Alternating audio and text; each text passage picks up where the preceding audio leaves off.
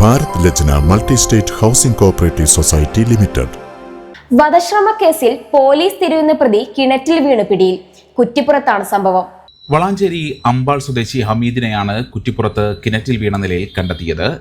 പരാതി നൽകിയ വൈരാഗ്യത്തിൽ tanker lorry തട്ടിക്കൊണ്ടുപോവുകയും ഡ്രൈവറായ യുവാവിനെ വധിക്കാൻ ശ്രമിക്കുകയും ചെയ്ത കേസിൽ ഹമീദിനെ പോലീസ് അന്വേഷിച്ചു വരികയായിരുന്നു. ഇതിനിടയിലാണ് പ്രതിയെ കിണറ്റിൽ വീണ നിലയിൽ കണ്ടെത്തിയത്. ഞായറാഴ്ച രാവിലെ മദ്രസയിൽ പോവുകയായിരുന്ന കുട്ടികളാണ് കിണറിൽ നിന്ന് ശബ്ദം കേട്ടത്.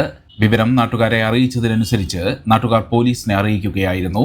തുടർന്ന് തിരൂർ ഫയർഫോഴ്സ് എത്തി ആളെ പുറത്തെടുത്തപ്പോഴാണ് വധശ്രമ കേസിൽ പോലീസ് അന്വേഷിക്കുന്ന അമ്പാൾ സ്വദേശി ഹമീദാണ് അതെന്ന് തിരിച്ചറിഞ്ഞത്. തുടർന്ന് ഇയാളെ വളാഞ്ചേരി പോലീസിന് കൈമാറി.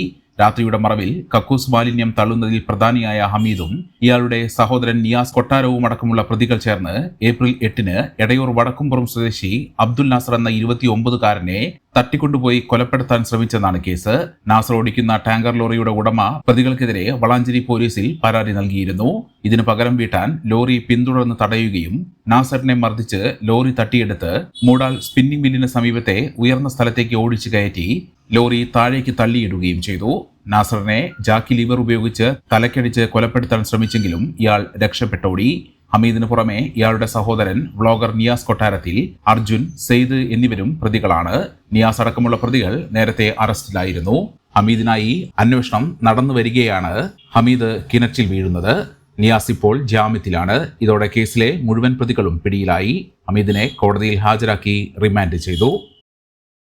മെമ്പർമാരുടെ നിക്ഷേപങ്ങൾക്ക് ഉയർന്ന ലാഭവിഹിതം നൽകുന്ന കേന്ദ്ര സർക്കാർ സഹകരണ സ്ഥാപനം Bharat Lajna multi state housing cooperative society limited, Parappur road, Kottakkal. Phone 9946999976.